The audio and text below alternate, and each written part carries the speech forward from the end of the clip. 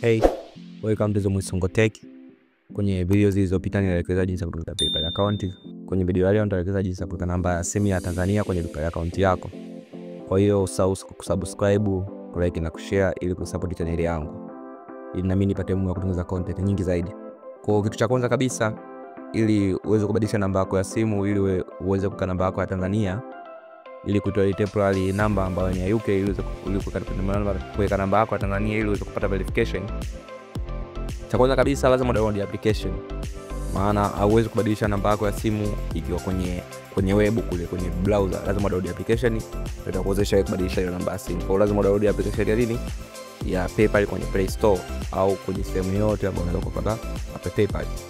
Mimi nitakuwa naonyesha kioo changu hapa kwa sababu PayPal wananizuia sehemu za mbele kufanya screen recording. Kwa hiyo nitakuwa natoa tu maelekezo.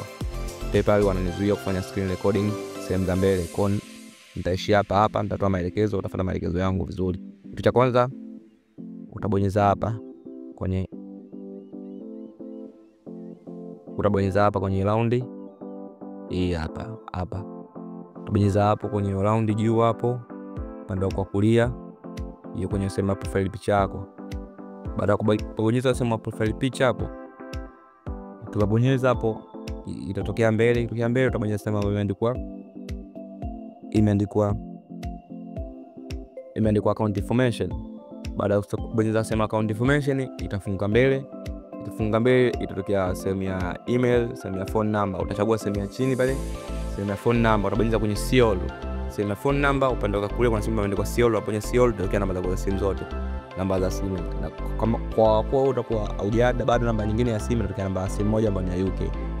Na cha umuhimu zaidi ambacho unataka uzingatie kwenye kubadili phone number, lazima uwe na namba yako ya simu ya UK ambayo ulitumia kufungulia PayPal account, lazima uwe nayo, kwa sababu utaanza kutuma verification code kule kwanza, alafu ndo watakuruhusu wewe kuingiza namba mpya. Kama utakuwa na namba ya simu ya UK ambayo umetumia kufungua PayPal account yako, utafanikiwa kubadilisha hiyo namba ya simu. So kwa hiyo utaadi namba yako ya simu mpya, utatuma OTP kwenye namba ya simu ya UK, utaikopi, utaipaste. Baada ya hapo utatuma namba OTP kwenye namba yako ya simu ya Bongo, utaiweka pale, utaverify, itakuwa tayari hapo utakuwa umefanikiwa tayari kuweka namba ya simu. Kwa kwenye login pale kuna login itakuwa inatokea namba za simu mbili ya UK na ya Tanzania. So usitoe namba ya simu ya UK yake, usirimove namba ya simu ya UK. So usahau kusubscribe, kulike na kushare kwa ajili ya kunisupport.